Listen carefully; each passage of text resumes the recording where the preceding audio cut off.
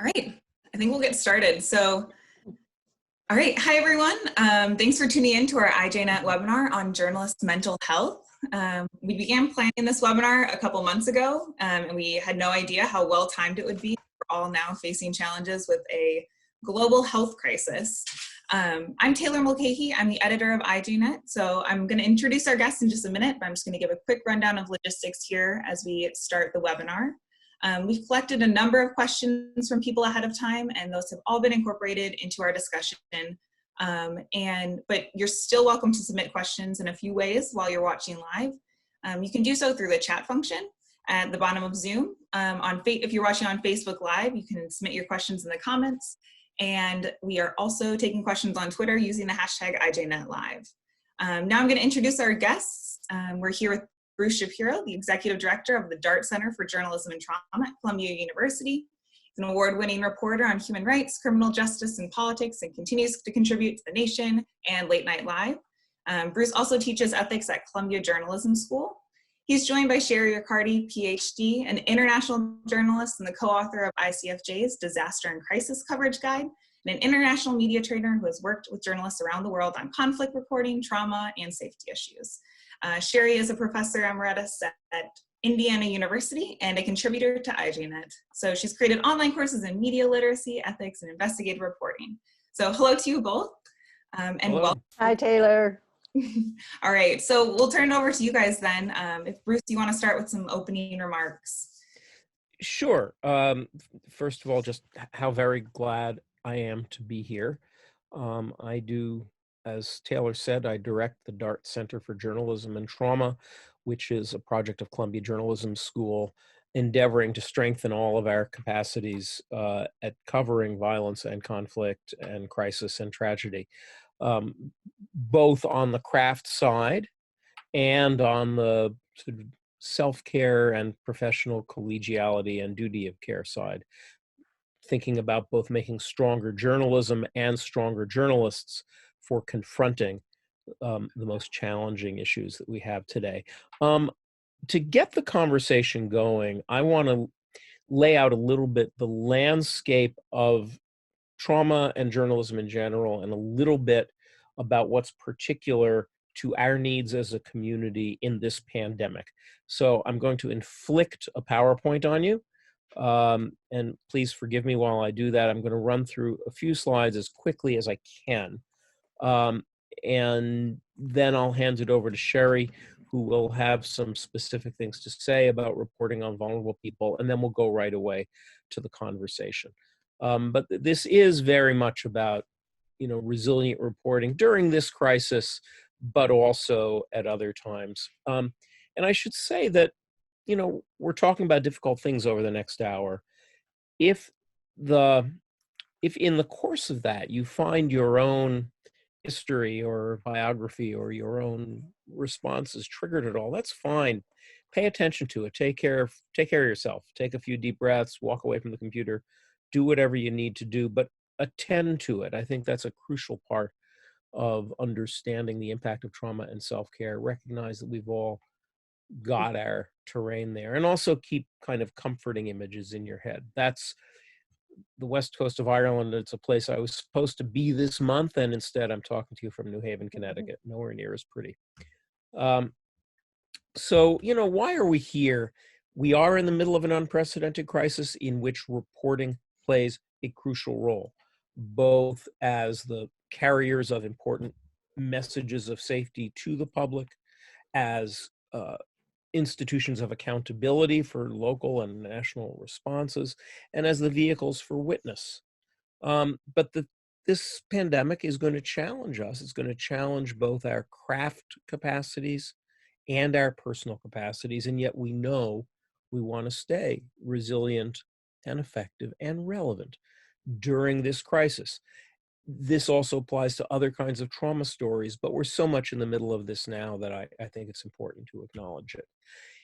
I want to talk about what my starting point for this conversation. We are, by definition, trauma-facing professionals as journalists. We witness things directly that sometimes may rattle us profoundly, whether that is crime scenes or wars or earthquakes or anything in between. We have what clinicians would call vicarious traumatic engagements. We are interviewing, photographing, being present with deeply traumatized sources and communities. And our brains don't always distinguish especially well between that sort of vicarious empathetic connection and what we ourselves experience. Likewise, if we are photographers or dealing with user-generated content or are image editors or videographers, we're dealing with a tremendous amount of graphic imagery, more than ever before, because of the open pipeline of social media, user-generated content, police shootings, wars, whatever. Um, a lot of us increasingly deal with external threats and abuse and harassment. Not only those who always have experienced such from the targets of investigative reporting or from authoritarian governments, but through social media and the kind of anti-journalist climate of the time. That's a big issue. We cover events that breach the moral compass, that give a sense that the world is wrong. Mass shootings, a virus in which deaths could have been prevented and are not. That can be rattling. And this accumulates over a career. We all have our capacities that are individual, and this collides with who we are. We bring our own biographies to all of this trauma exposure too. If we're people who've experienced prior trauma as individuals in with gender violence or family violence, if we are part of communities that have been stigmatized or attacked, all of that is part of who we are as reporters, and it can shake you in profound ways. But the good news that I want to make clear from the very beginning is that we must not pathologize ourselves. Every bit of research that's ever been done on journalists and journalism says that we are a resilient tribe. That's my friend Maria Ressa down there, the founder and editor of Rappler in the Philippines, who is the definition of journalistic resilience. She keeps getting arrested and fined and harassed and threatened, and she just keeps going like, yeah, already bunny. The reality is that research shows that while we as a profession have a high degree of trauma exposure, our mission, our craft, our ethics and colleagues are all protective factors. And we have lower PTSD rates than the general population, lower than even some trauma-facing professionals. Our work is protective, and it's important to know that. We're also now dealing with some very different challenges in this pandemic. In the past, when I've talked about covering trauma to journalists, very often we're talking about those big, chaotic, one-time explosive events or ongoing violence. It may be war, it may be family violence, it may be sexual assault. But here we're talking about some different issues, right? We're talking about a long, slow-rolling, fear-producing global wave of pandemic, much of whose results we have not yet seen. We're some weeks away. So first of all of us, just as human beings and our families and communities, are experiencing a lot of anxiety at this moment. And that's a real thing. It's generalized anxiety. And then there are journalism-specific anxieties connected to this. Will my news outlet survive? Will I be able to find sources? Even though I'm working in a socially distanced way, will I be able to properly verify claims? How do I know which science to follow?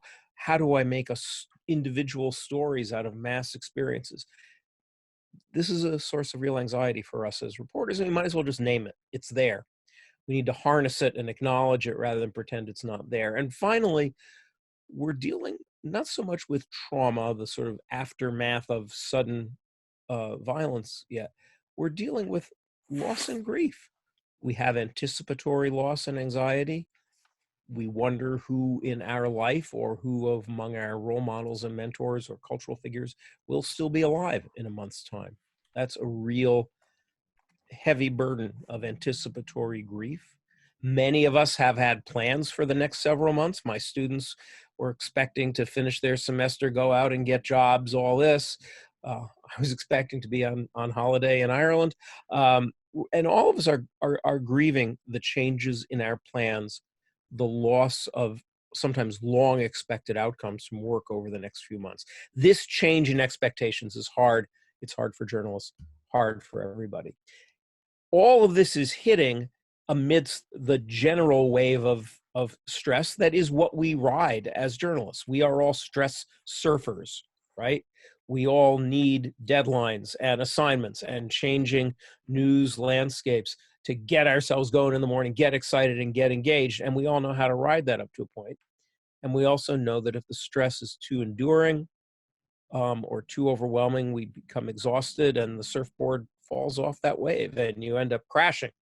You end up with breakdown and burnout. Part of the challenge of this period is going to be to manage the ups and downs of stress when we have the cumulative addition of crisis. So, here's our ordinary lives. We manage normal business, an aggressive editor, the fatigue, the 24-hour news cycle, the stuff that comes in personal life.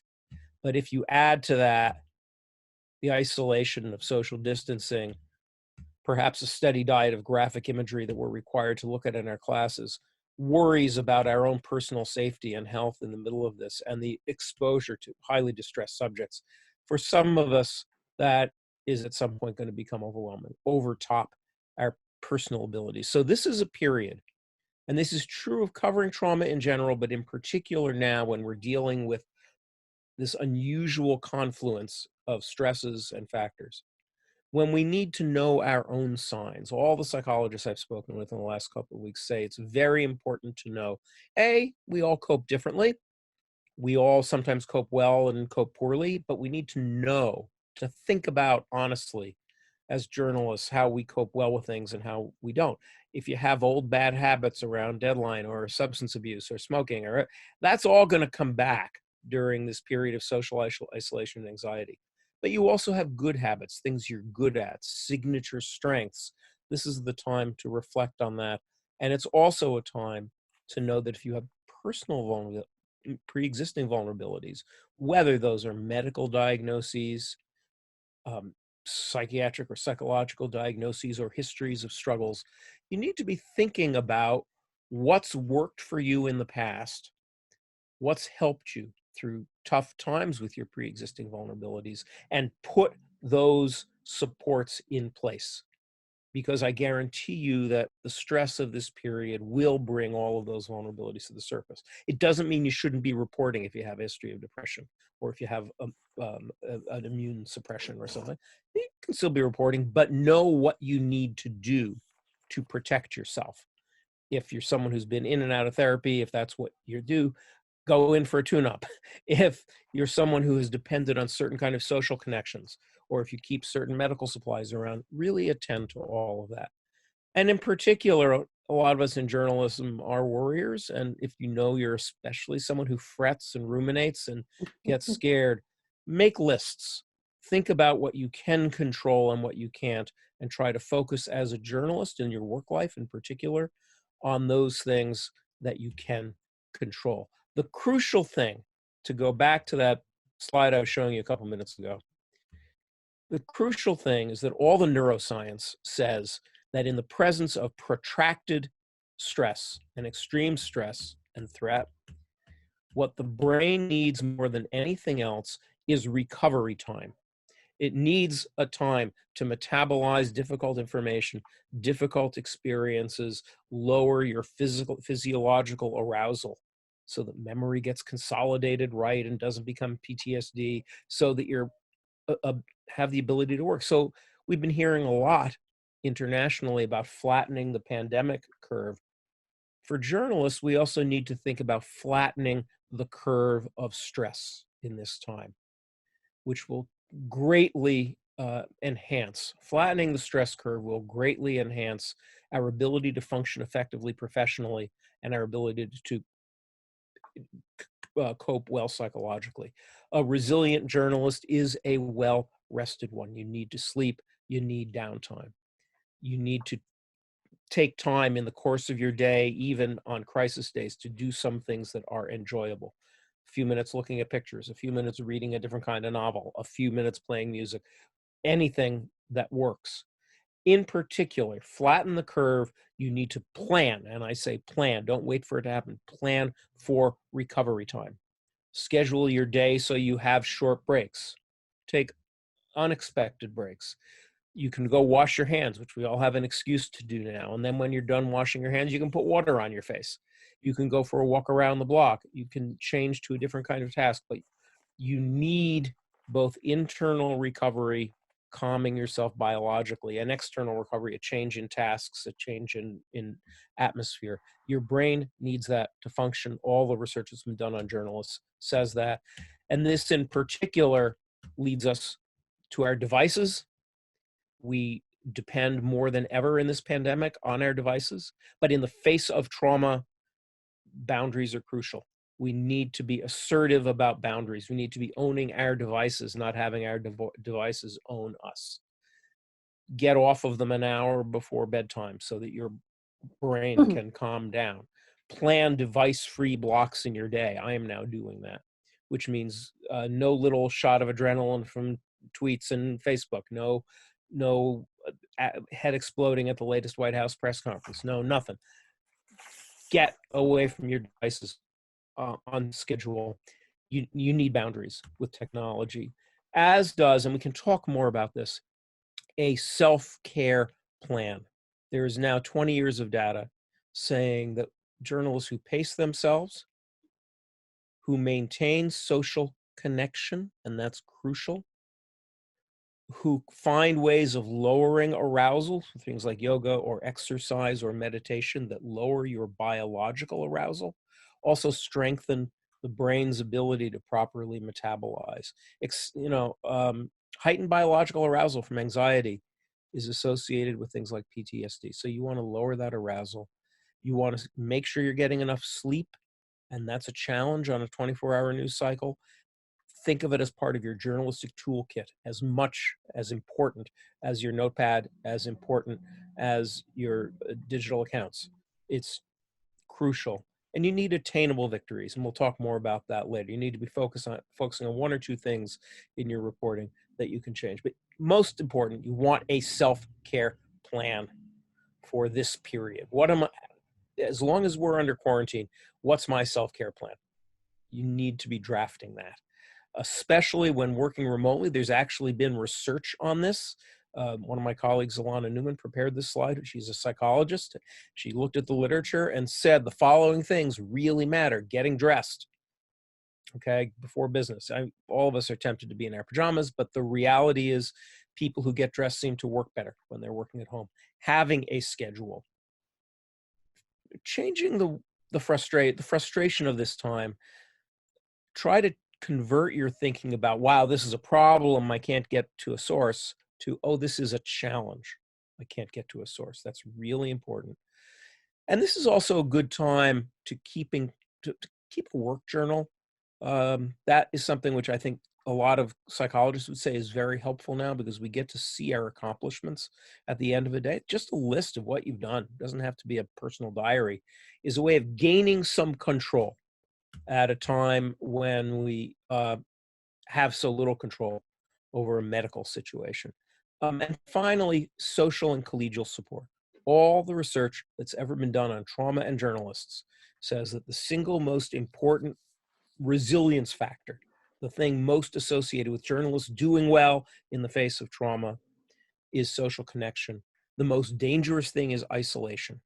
So again, through this period when we are socially distanced and physically distanced, professionally distanced, you want to be asserting yourself. You want to be making plans to see people, scheduling time so that you can learn from one another as we are now, so you can solve problems together, so you can stay connected. It's a crucial, crucial thing. And that's, I think I'll end my piece of this there. That was just an attempt to quickly situate us into the world of trauma and situate us into the very particular situation that we have now. Yeah, awesome. So Sherry, do you want to make a few opening remarks here before we open it up for questions? I do. Thanks, Bruce. You made a lot of important points and you provided us with a good overview. I like to thank ICFJ. As Taylor said, timing couldn't be better for this. I would like to thank them for hosting this webinar. People are desperate. Journalists are desperate for information, and this is going to help fill that gap. There's one thing, though, that I know for sure as I listen to Bruce. Journalists are a very stubborn, feisty bunch. We are dedicated to our mission. That's true. We are dedicated to our mission as truth tellers, and we're really willing to sacrifice our own well-being for our jobs.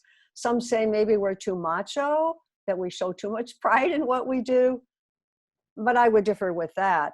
I believe that we often care too much, and we put so much of our emotional self into what we do. I have seen this play out in many of the countries where I've worked with journalists. I know we have journalists listening from all over the world today. I've seen it play out in Pakistan and South Sudan and most recently in Ethiopia. During a coup there was a coup attempt, and I happened to be working in the country. And during this time, journalists rushed into the street. Gunfire was still raging, and they were running into the street to cover the story. During one of the training sessions, I asked them, why? Why do you put yourself in this kind of harmful situation? And the response was clear: to get the story. It was important for people to know what was happening. That's what journalists all over the world do all the time. We are first responders. We're just like police officers. We're like firefighters. We're like healthcare workers. And when there's trouble, we rush in. Other people rush away. Journalists rush to the scene. I think that's really an important concept when we talk about taking care of ourselves. Covering tragedy and human suffering is at the heart of what we do. And a lot of what Bruce said addresses that. We're not immune to the emotional impact. It's a matter of figuring out how to deal with it. But Bruce made a really important point that I want to stress. Traumatic stress can be accumulated over a period of time. It doesn't happen just once. It accumulates over a period of time. And if we don't learn how to deal with it, then we become dysfunctional. And that is the last thing we ever want to be. So as part of this webinar, we'll be setting up resources, and we'll talk about that at the end of the webinar. And Taylor has said that those will be posted. So you can figure out how to help yourself. You can look at what's there and say what works for me. Before we turn to the questions, I would like to talk just for 1 minute about the toughest decisions journalists have to make. And that is covering victims and survivors of violence and crisis. How do you interview a mother of a teenage son who's been murdered by a ruthless gang? How do you do that? I recently talked with the Washington Post reporter, Hannah Dreier. She won a Pulitzer Prize last year for her work in covering MS-13, a very brutal gang in New York's Long Island. And I asked her to give us some tips, some best practices on how she worked with the parents, grieving parents of children who had been murdered. And she explained, and I just want to share this with you very quickly, and then we can talk about it later. She said, I tried to let the mothers have control over the interview as much as possible. The first time we talked, I let them tell their story in their own words, at their own pace, knowing I could come back later, giving control to people who are in crisis. And then she said, I found a safe place to interview them and a safe time. At one point, she interviewed a mother at night, and the mother said, wait a minute, I've had nightmares all night long because of our discussion. And she said, fine, we'll only interview during the day. Hannah also explained to always tell why we're asking intimate questions. When you're talking to coronavirus victims or survivors or families who are grieving, it's really important to tell them why we're asking these questions. COVID-19 is the biggest story in the world right now. The courage of journalists all over the world is on display for us. Many of you out there are covering the virus, and I admire so much your courage and how you are doing this very sensitive work. We see reporters in the halls of hospitals. We see them, we see them everywhere. I had a set of self-cares, but Bruce covered it, so I think I'm not going to go over it. I think we'd rather get to your questions, but I just wanted to end by saying, I am so proud of what I see journalists doing with COVID-19 all over the world. I couldn't be prouder of my colleagues. So let's go to the Q&A. All right, great. So I'm going to start with some questions that we've gathered from participants ahead of time. So the first one I want to ask, and I think you both started touching on this already, but just to kind of lay it out more clearly for everyone who's listening, is a question that's always kind of been a challenge for journalists, but I think it has really been exacerbated and has become so much more difficult as more and more journalists are working from home. Mhm. Is how do you separate yourself from the work that you're doing to avoid taking on the emotional weight of the subjects you're reporting, and also just to avoid burning out from constantly being on. And I think, Bruce, you talk about that with information overload too, when we're constantly being bombarded. Yeah, well, I guess so. For starters, I would say that with trauma in general, boundaries are a crucial issue. Okay, partly because for ourselves we need that bit of separation from the work that you're talking about, and secondly because often our sources are highly vulnerable people. Trauma scrambles people's sense of who they can trust, who they can't. They may rush at you with all kinds of personal information that you didn't need, or may start leaning on you as a friend. And there are ways in which boundaries with the subjects of trauma stories are especially problematic. So seeing this question of professional boundaries as a central challenge in trauma is the first place to begin, knowing that it's front and center, something to attend to as much as accuracy and all of that stuff. How are my boundaries today is a good question to ask. And that gets heightened in this pandemic because we're all of us working at home, many of us with families in close quarters where we can't control a lot of that. So again, you need to be looking at what are ways I can control boundaries. One is in the structure of your engagements with sources and others. Are you planning them? Do you say, we'll talk for an hour? Are you keeping your appointments? Stuff like that is one way. Planning your day, especially if you're working at home, having a schedule is another. Things like building in the yoga or meditation or exercise self-care time is also introducing a different kind of a boundary. The big thing, I think increasingly, that we all struggle with but all need is giving ourselves permission to be off of our devices for fixed amounts of time every day, to be out of the news cycle, to be unreachable. This is not a natural thing for me or for any other journalist. But my wife and I now have a rule: no bedlam before bedtime, right? There's an hour before bed in which there are no devices with screens, interactive devices with screens that we look at. There's stuff we won't put on the TV after 8 o'clock at night. And I now, since this particular crisis began, have been making sure to read only dead tree novels that take you far away at bedtime. You know yourself. All of us know ourselves, but we need to be mindful of those kinds of boundaries and ethical boundaries as well, right? Sexual boundaries with sources and colleagues. All of those things become heightened in the presence of trauma. Boundaries become an ethical commitment, not just a psychological one. Let me just jump in and say, I've talked about this during training sessions, certainly before COVID-19, but we've talked about it because we've been working more at home, and especially in certain countries where, Right. It's just easier. And I think there are three things that stood out to me is plan ahead for the end of your workday, just as if you were in the newsroom. That's really important. Set a strict time for work hours and stick to it. Unless you've got a story breaking, then it's different. We all snap to attention. And then the second thing, is discipline. We have to walk away from the computer at the end of the day. I totally agree with Bruce. You've got to have downtime. Walk away from the workspace. Go to another room, or if it's a small apartment, go to another spot in the apartment.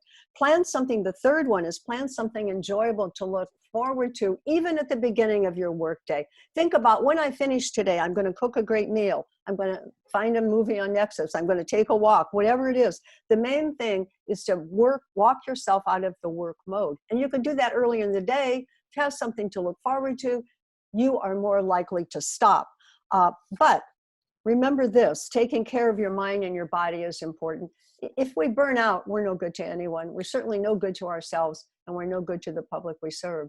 Yeah, and let me just say that in this particular crisis, this pandemic, all of the psychologists I've talked to and a lot of journalistic colleagues have a consensus that this isn't so much about, are we all going to get PTSD from this? PTSD exists in journalism, and it's while it afflicts a minority of journalists, it interferes with the specific mechanisms we rely on. So it's important.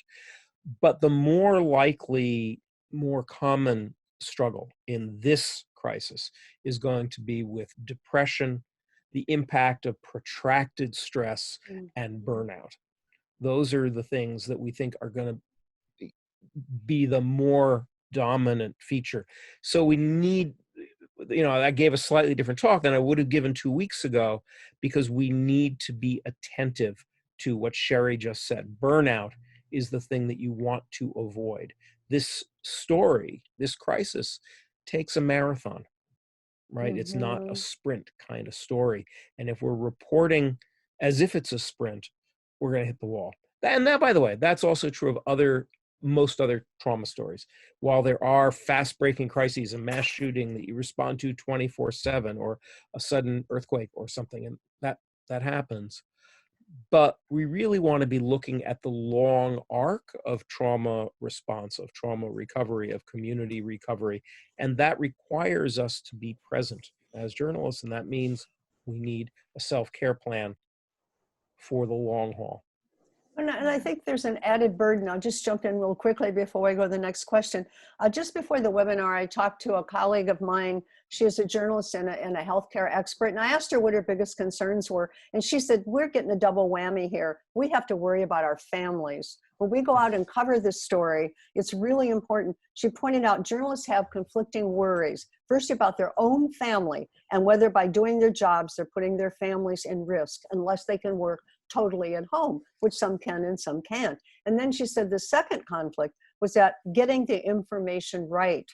Accuracy has never been more important, and it never is more important than when we are dealing with life and death situations, as right now we are.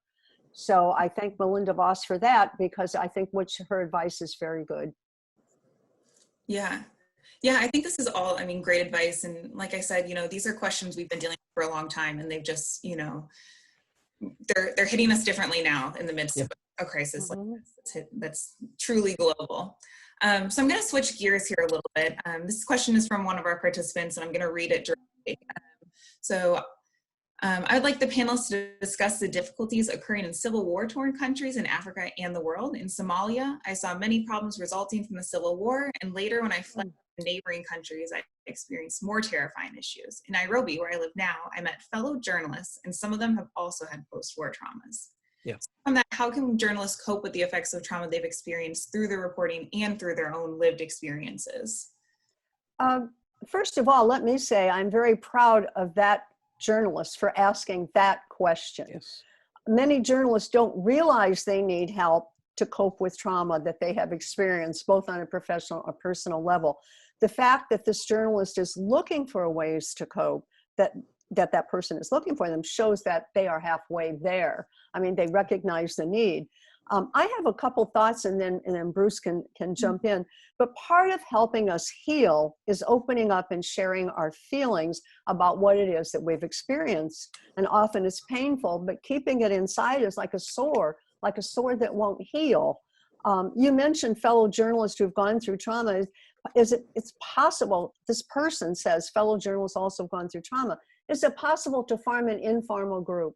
In Pakistan, there's a very powerful network of press clubs. I don't know if Nairobi has that, but in Pakistan, when they have an issue like that, they start forming small groups and electronically talk to each other. And it's really very liberating for them. Or if they have a media group that will host, having them share a meal, talk out their common experiences. We are sometimes our own best healers with a little help from our friends, which I think is very important. So, and there are many resources like ICFJ and the DART Center that, can help you figure out ways to do this through webinars like this, or webinars you establish in your own countries or in your own communities. Yeah, I agree with everything Sherry just said. I would add a couple of things to that. First of all, if you are, as a journalist now, struggling with trauma issues, if you're in a country that has a decent public health system, and if that public health system includes psychiatrists and psychologists, trauma, if left untreated, true post-traumatic stress disorder, which alters the way we process memory, alters the way it changes the way we interact with others, may rob us of empathy, can be singularly toxic to journalists. But it's also an area that health professionals have a lot of skill at dealing with. Of all of the big diagnoses in the clinical manual, if left untreated, it's one of the most persistent, but it's also one of the most easily treated with talk therapy in a limited number of sessions. Now, many journalists are in countries where they don't have access to that. There are clinicians around the world who are able to work with journalists via Skype. I would urge you, if you have occupational PTSD, for example, or if you're worried about that and you feel you need to get some help, groups like the Committee to Protect Journalists has an emergency fund that can help pay for stuff like this and help do referrals, help find clinicians.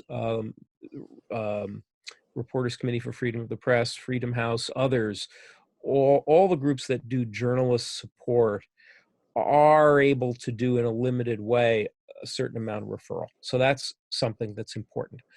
I would also say that as a professional community, there are things you can do to mitigate some of this trauma impact, including educating yourselves and your colleagues about PTSD and how it affects journalists. There's a lot of resources on the Dart Center website for that. Talking about that, not in a stigmatizing way, but just as, just like we need to know about ethics and we need to know about verifying stuff, we need to know about this. Isolation is the most dangerous thing. So you need to be talking to colleagues about this. It's also important, and this actually applies very much to the current pandemic too. It's helpful in trauma-inducing stories to sit down with colleagues. And if you're a freelancer, that can be just other freelance colleagues or mentors who are in the news business. But it's important to sit down with colleagues at some point and say, what am I doing right on this story or this assignment or in this period? What am I really challenged by? And what can I change in my practice going forward? That simple kind of self-assessment or group assessment is a very powerful tool in gaining a little bit of control. And finally, if you are in sufficient distress, it may be that you need to change the kind of story that you're doing for a while.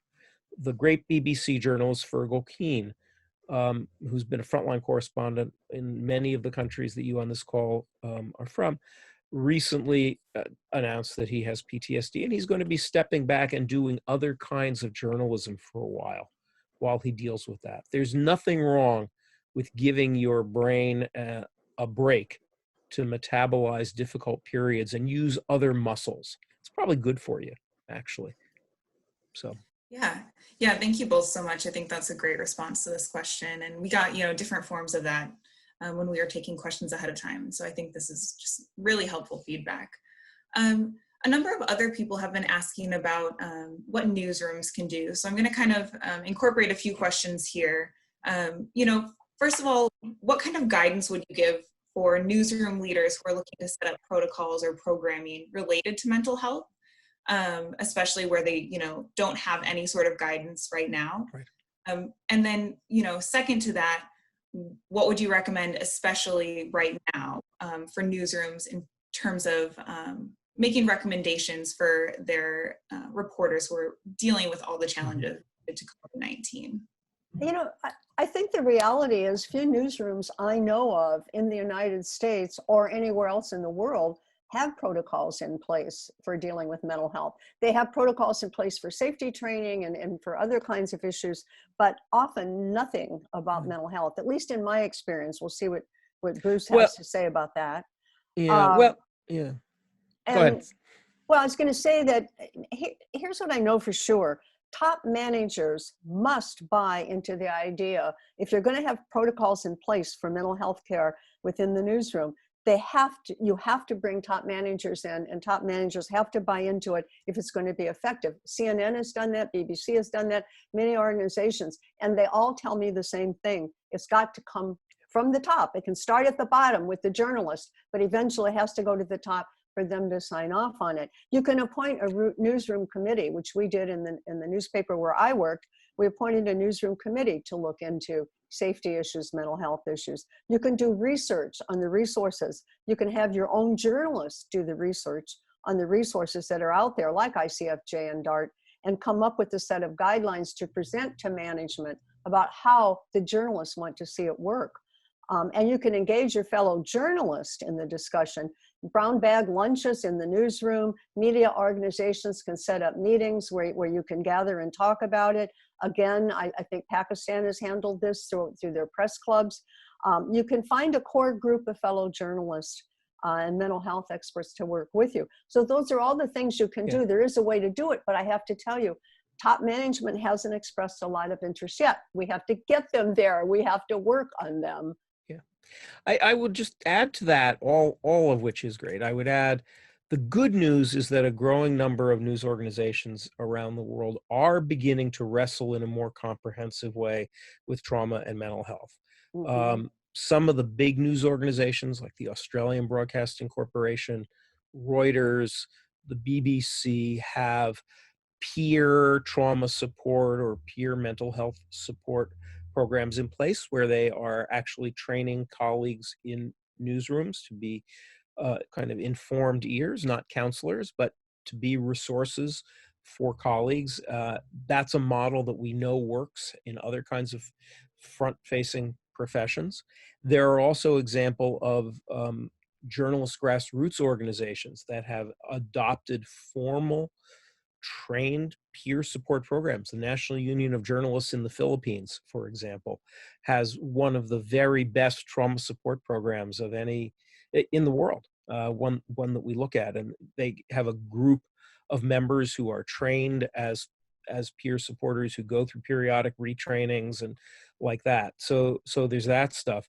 But I agree with Sherry that this begins, I think of it as a three-legged stool.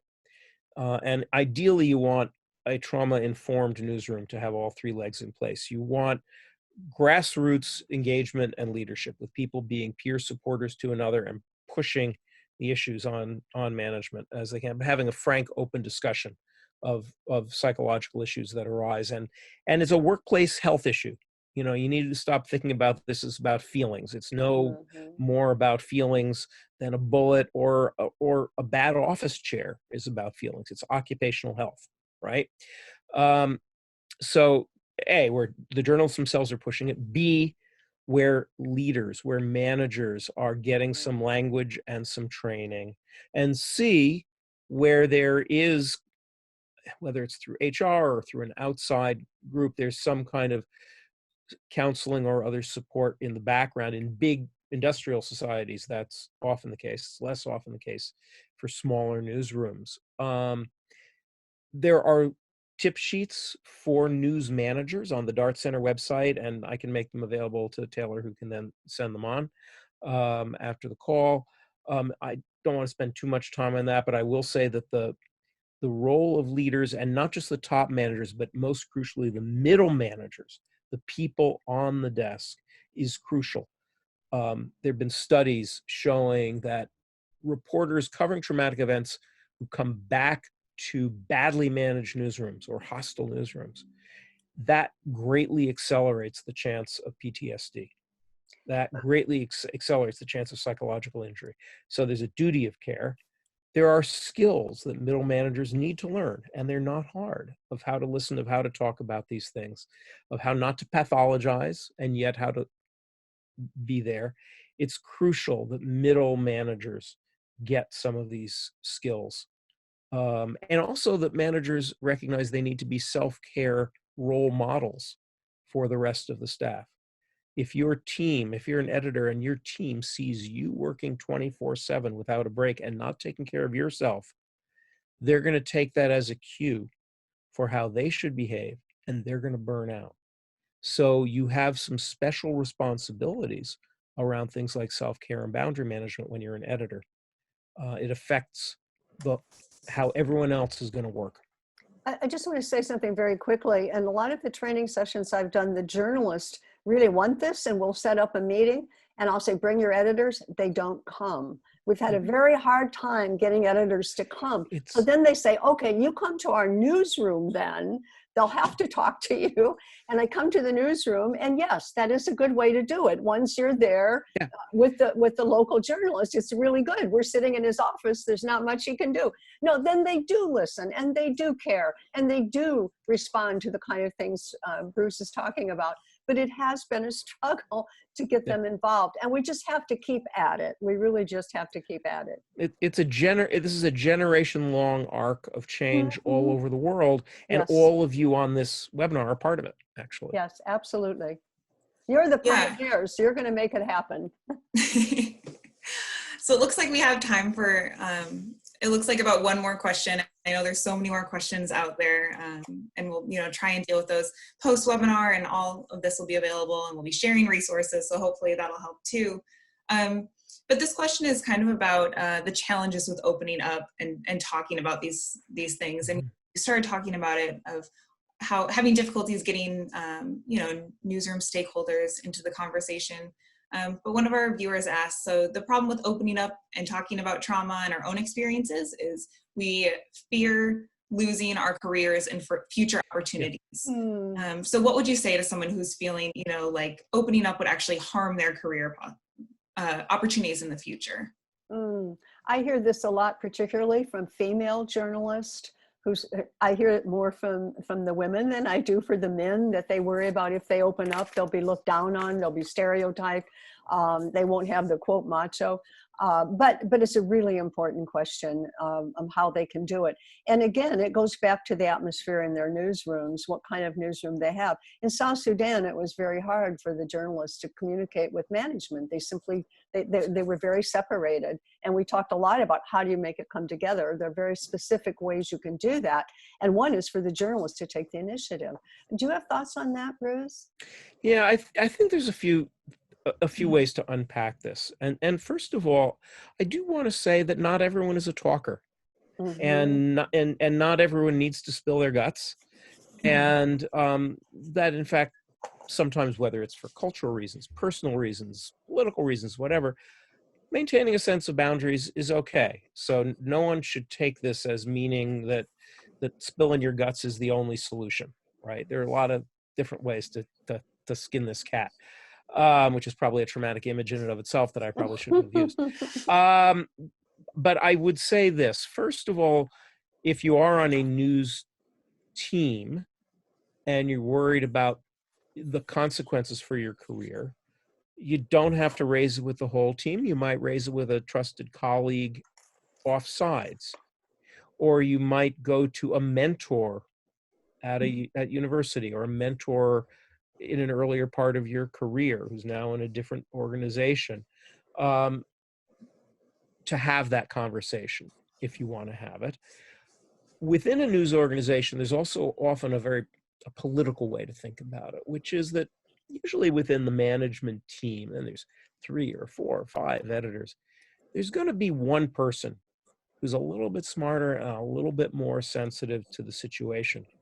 You want to cultivate that person as your champion within the leadership group, so that if demands from the floor come up, and if people say, we've been covering narco traffickers for the last 5 years and we're exhausted and we need some help and we need, right? You want to cultivate ahead of time that person who is the more likely champion, so that you've got a defender in place and you're not left to your own devices. When the Dart Center has gone into newsrooms, what we have sometimes found is that it helps to go through sort of a several stage process of engagement where you do a briefing for all the journalists and editors together, a little bit of a separate conversation with the editors, and then they agree on a follow-up, identify a couple of stakeholders, one respected reporter, one respected editor, who then work on the problem together. So you need to, within a news organization, this is typically a political process that isn't going to change overnight. So you need to be strategic as well as dealing with your own emotional needs. It's I'm not going to pretend it's easy, but there have been plenty of examples of huge news organizations and small news organizations changing course, seemingly very dug-in editors who are very traditional, if you can't stand the heat, get out of the kitchen, changing their tunes out of concern for their staff or concern about getting good stories or concern about being sued, right? There's a plethora of motives out there. So I think ultimately the most important fear, though, to face is the censor within, right? While I do think that there are legitimate and important fears about losing an assignment or losing a promotion or getting known as, often, let's be honest, it's also sometimes our own inner assessment that is really holding us back from getting help we may need or enlisting colleagues in a conversation that needs to happen. And there, I think we need to face our own fear a little bit. The history of journalism in the last 20 years is of enormous change when senior respected journalists kind of come out of the closet and say, yeah, this is something I struggle with and we need to talk about it. And around the world, I'm finding that younger journalists now are much more willing to engage in this conversation and have a little bit less of that internal censor. So I would think about that too. And it goes along with the self-care thing, you know? I just want to mention one thing to the women who are listening. I mean, there are women I know among the hundreds that are listening. Please organize, even informally. Get together with others in your area and talk to them about what can be done about equality in the newsroom. It's very, very difficult for women, not just in countries outside of the US, in the US too. And we found that organizing and speaking with one voice or a couple of voices is much more powerful than all complaining in all our individual newsrooms. So I really, everywhere I go, I say to you, organize yourselves, even informally, speak with one voice, figure out what your issues are and how you can best bring those to the forefront for equality in your newsrooms. Yeah, that's crucial. I'm seeing, Taylor, we have about 5 minutes left. I would like to, for my closer, give everyone a little exercise that I'd like you all to do privately now. And then Sherry, I think we'll have something she wants to say. But that's perfect. Very much in thinking about these issues of trauma, resilience, this pandemic, self-care, changing the news organization. I would love it if each of you on this webinar would make a short list over the next few minutes of 3 things. One thing I can change in my self-care practice to take care of myself a little bit better. One thing I might change in my journalism practice, how I do my job to address trauma issues. And one thing I could do differently or engage with my news organization, my editors, or my colleagues on. So one thing about self-care, one thing about one change in your professional practice, and one change you could see yourself working with colleagues on within your journalism community, whether that's as within a news organization or a union or as freelancers or whatever. But each of those 3 things, if you make a list of those 3 things, you will have come out of this webinar, I think, with some important takeaways for yourself. Yeah, and we also just, we talked about this a little bit beforehand, and for anyone who wants to share those things too, I mean, we'll be emailing, surveys afterwards, and we will have a spot for those kind of things. And I think hearing that feedback is really helpful for us. Obviously, no one needs to share. This is a activity that is helpful to you personally. But we'd love if anyone was willing to share with us to hear from everyone who's listening kind of how this has impacted their day-to-day life through the activity that Bruce has suggested.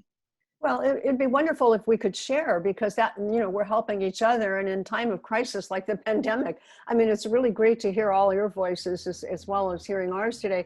But I just wanted to close by saying we're going to be posting resources for you from the Committee to Protect Journalists, Poynter Institute, Dart Center, ICFJ, very many of them, so you can look at and compare. And I highly recommend that when you have a few minutes, especially if you're locked down, read through them all and pull out, call out, copy what you think is most helpful to you, and then help someone else.